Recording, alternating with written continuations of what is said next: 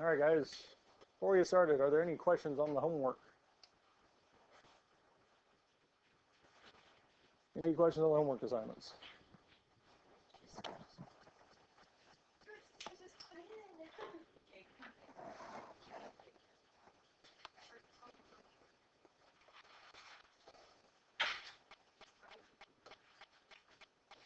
All right. Analyzing graphs of functions. So the graph of function. So we've studied functions from algebraic point. Now we're going to be looking at the graph. The graph of a function f is the collection of ordered pairs x, comma f of x and y. Remember, so x is the direct of the distance from the y-axis, y is equal to f of x, distance from the x-axis, how far left and right. Domain of f is our x values, the inputs that we can put into the function. And if we look at the function's value f of -1, f of 2, we're looking at the y values that correspond with them. So f of -1 would be corresponding to this point here, which would be 1. F of 2 is our function here, so not f of 2, that's f of 5. F of 2 would be down here, -3. Now the domain for this function would be these points from here to here. So the domain would be the points of -1 to 5. Our range would be the y values, starting with the smallest, which is -3, to the biggest, which is 3. Would be the y values of range. But the range is the y values that are covered in the function. The domain are the x values we can plug in.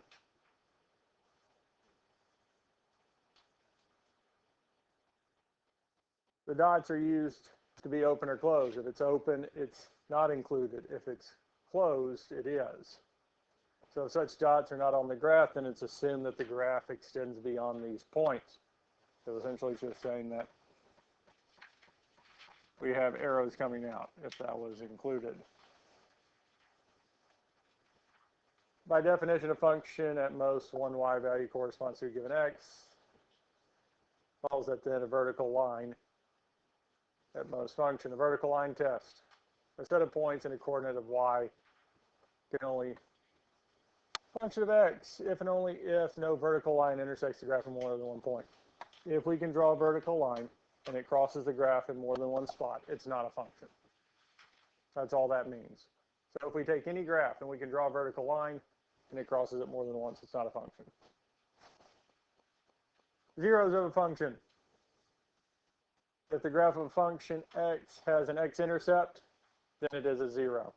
A 0 is just whatever values of x will make the function be 0. That's it.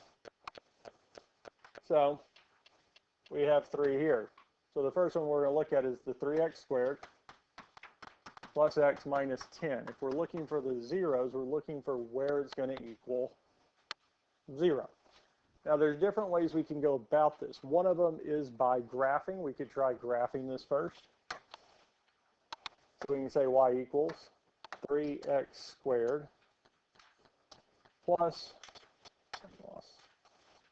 x minus 10, x minus 10 graph. And when we graph this here, we're looking to see where it crosses the x-axis. We're looking to see what values of x will make the function equal 0. We do have one at -2, but we don't have the other option. So we do know one of the solutions for this here is going to be that x is equal to -2. If we do get one spot that crosses, it means the other one will also. Since we didn't get them both, we can either use factoring or the quadratic formula. Because if we do get one nice solution from a quadratic, an x squared, we will get the other from factoring. Since the third term here is negative, the signs are opposite. One of them is going to be positive, one of them is going to be negative. Factors of 3x squared, well, we will have x and x, 3 and 1. Now our factors of 10, 1 and 10, 2 and 5. So we can try 5 and 2. And if we check this here, 3x times -2 would be negative 6x. 5 times x would be plus 5x, giving us negative x. Now that is the correct number, but wrong sign for our middle term. So all we need to do is switch the signs, and we have what we need. And the reason we factor is because now we have two things multiplied together to equal 0. So one of these two is going to be equal to 0. So either 3x minus 5 is going to be 0, or x plus 2 is 0. And we can solve from here. So for the first one here, we can add 5 to both sides, telling us 3x is equal to 5.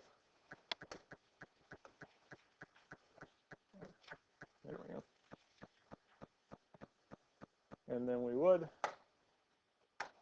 divide by 3, telling us here that x is equal to 5/3.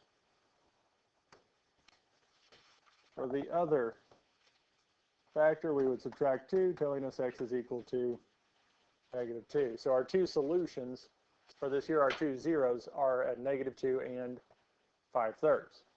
And that's all we'd have to do to find these here.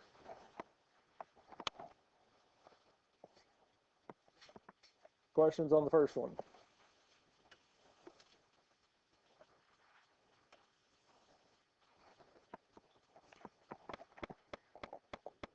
Now with b, the square root of 10 minus x squared. Well, again, if we wanted to, we could start off by graphing this, the square root of 10 minus x squared. Not the graph. Now, if we look at this here, we do see that it does have this small set of points. And we can look at the table and see if we can find a value. Well, all the values are going to be between negative 4 and 4. Can't be bigger, can't be smaller. Part of the reason that works is because if we go beyond that, so this is just an example, I wouldn't write this down. Let's say x was, say, negative 4. If it's negative 4 squared is going to be 16. 10 minus 16 is negative 6. We have imaginary numbers. We don't have solutions. Same thing's true as if this was positive 4. We would actually get the exact same answer. Now to solve this, let's get the eraser back out. Where's that? Again, we're looking for zeros. We're looking for when the square root of 10 minus x squared is equal to 0. Now the first thing we need to do is get the radical by itself. Well, it is by itself. So we can square both sides.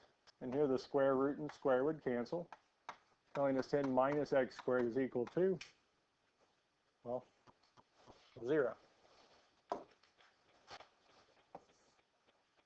Now we need to get the x squared term by itself. So we can add x squared to both sides, telling us that 10 is equal to x squared. And lastly, we can take the square root of both sides, and the square root of x squared is going to be x, plus or minus square root of 10. Because whenever we take the square root of both sides, we have to add the plus or minus, because positive square root of 10 and negative square root of 10 are both going to be the solution.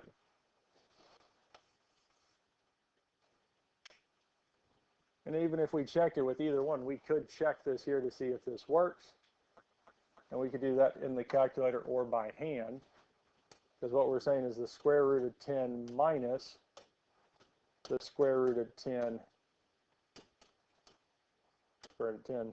squared is 0. Or the square root of 10 minus negative square root of 10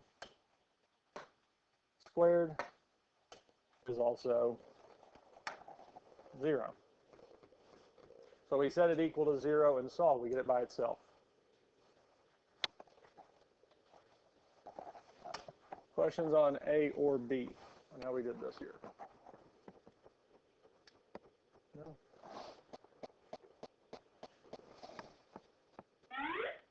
Intruder alert. Intruder. All right, let's look at the last one. 2t minus 3 over t plus 5.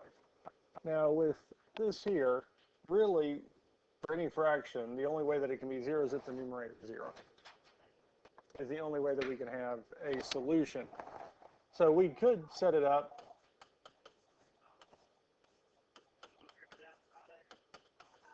as this here.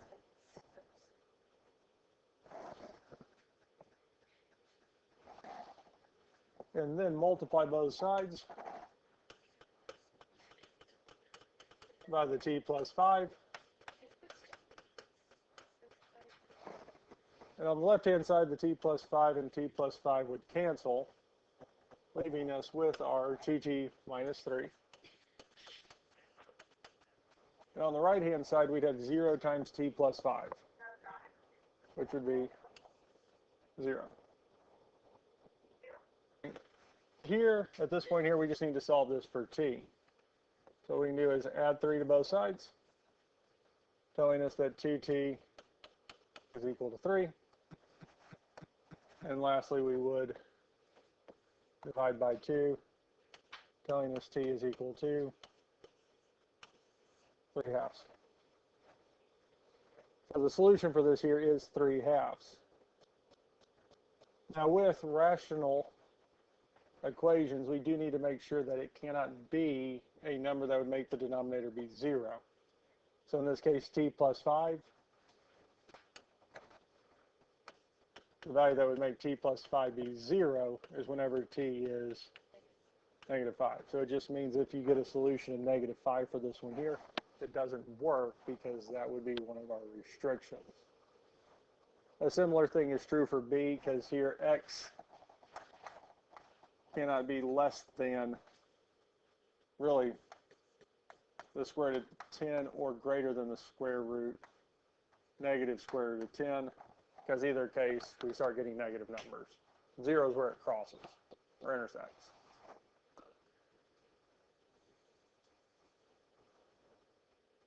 So that's how, again, we'd solve these here, and those are our 2 points. Negative 10 and 10 are our x-intercepts, multiplied by t plus, or set h of t equals 0, multiply by our t plus 5, add 3, divide by 2, and we get our point.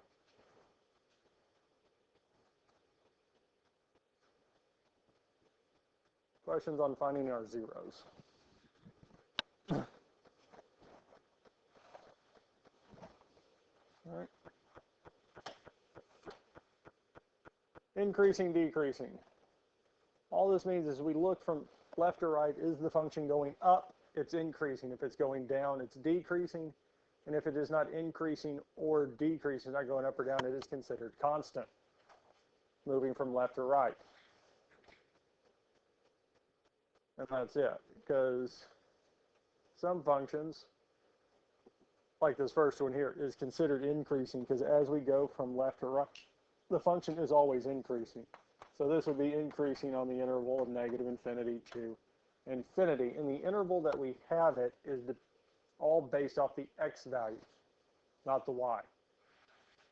So if we look at b as we go from left to right, the function is increasing until we get to the point negative 1, 2. So on increasing, it is increasing from negative infinity to our negative 1. Then from negative 1 to 1, it is decreasing. And after negative 1, it goes back to increasing. So it's increasing from negative 1 to 1, and then from 1 to infinity. So it can change at different spots. So we can have certain sections where it's increasing, certain sections where it's decreasing, and it can switch from one to the other. And that point of change is called the turning point. And then the last one, we are increasing as we go from left to right, from negative infinity to 0. It is considered constant from 0 to 2, and it's decreasing from 2 to infinity.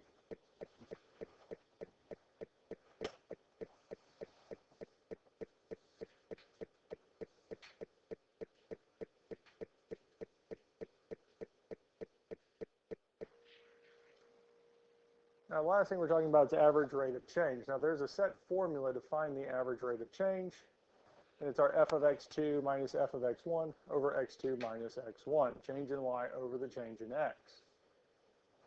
And we can do this with a function.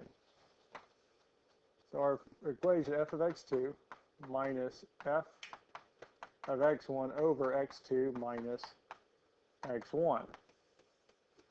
So our f of x2, in this case here, would be f of negative 1 minus f of x1, f of negative 2 over negative 1 minus negative 2. Now the bottom of the function is not too bad because we'd have negative 1 minus negative 2, which is the same as negative 1 plus 2. On top, we're going to have to fill these in. So for f of negative 1, we're filling negative 1 into our function. So we'd have negative 1 cubed minus 3 times negative 1. Minus, for our f of negative 2, we would do the same thing, but this time plugging negative 2 into the function.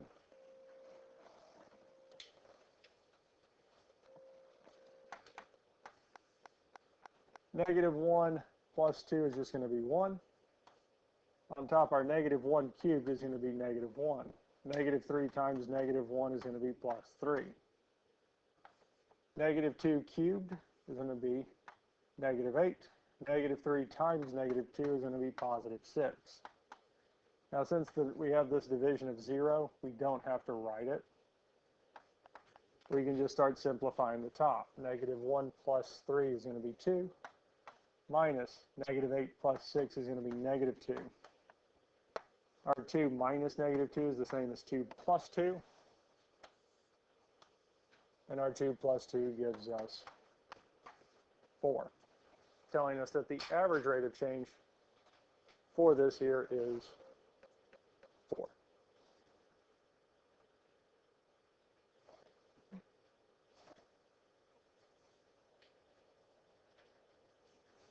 And that's it. Do we need to see another example of one of those?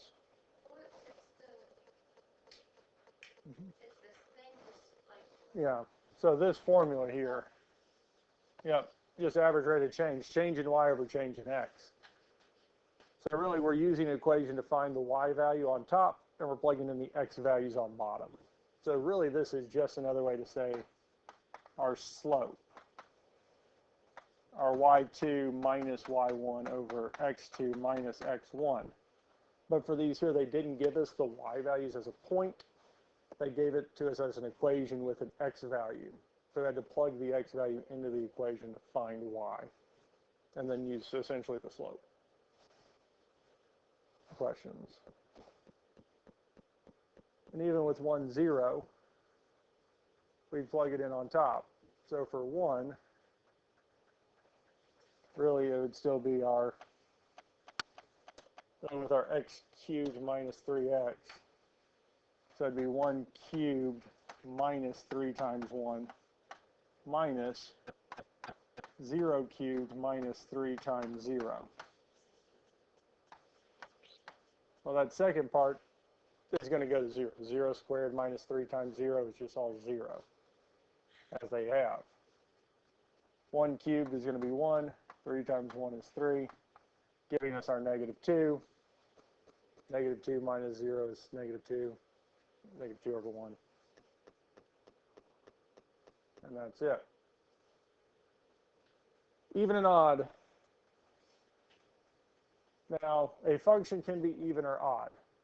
Now, we say a function's even whenever we replace x, or replace each x in the domain with negative x, and we get back to our original function.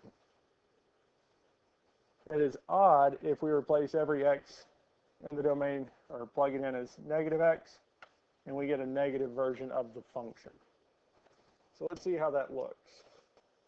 So if we want to determine if this function is odd, so the function is odd, and they are telling us that, what we can do is see what g of negative x is.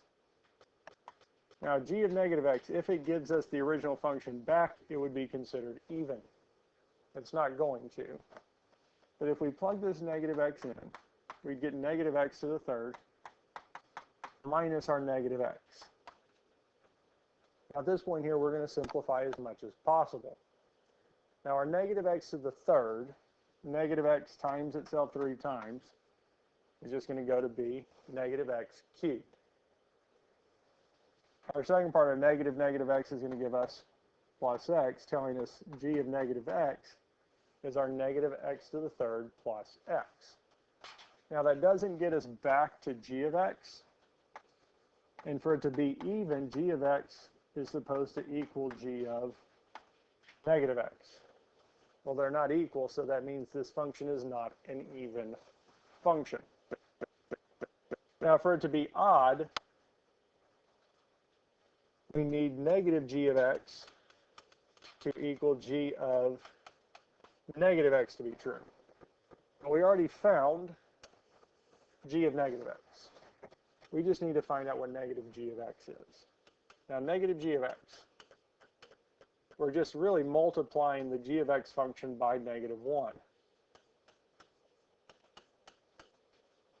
And if we distribute the negative through this here, negative times x cubed is going to be negative x cubed. Negative 1 times negative x is going to be plus x, telling us that negative g of x is equal to negative x cubed plus x. Well, since these two here are the same equation, it does mean that negative g of x is equal to g of negative x. So the equation is indeed odd. So if g of x is equal to g of negative x, we replace every x with negative x, and we get back with what we started, then it's considered an even function. If not, we find negative g of x. And if negative g of x is the same as g of negative x, then it's odd. If neither one of these is true, then it's neither. It's going to be even or odd functions. Questions on this here? So the first thing we find is g of negative x. Relate it back to the function. Do they match? If they don't, it's not even. And we find negative g of x. And we relate it to our g of negative x. If those are the same, it's odd. If neither one of those matches, it's neither even or odd. Let's look. So here, plug in negative x, factor back out, we found that there. Let's look at this here. It's already told us it is even. It is going to be an even function. But the first thing we're going to do is find h of negative x. So we're going to plug negative x into every x in the function. So the only thing we really need to simplify here is this negative x squared. Well, negative x times negative x, negative times a negative is a positive, telling us that we have x squared plus 1. Is this the same as what we started with? So this function is indeed even because it told us that h of negative x is equal to h of x, our original function.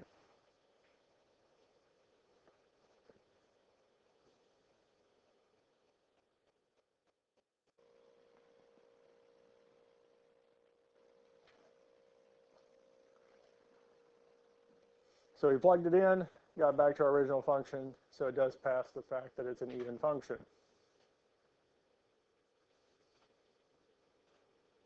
So if we had, say, h of x is equal to 2x squared plus x, we could test for even and odd here. So we'd say h of negative x, which would be 2 times negative x squared plus negative x.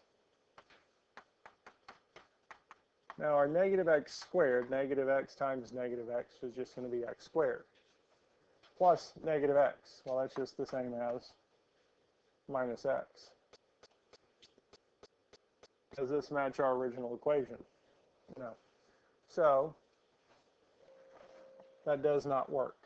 The other is finding negative h of x. So we're just going to multiply our h of x function by negative 1 and seeing does it match what we got for h of negative x. Over here, this would be negative 2x squared minus x. Is this the same as this over here? No. So for it to be an even function, h of x has to equal h of negative x. And over here, they don't equal, so that means it is not even. For it to be an odd function, negative h of x has to equal h of negative x, which it didn't.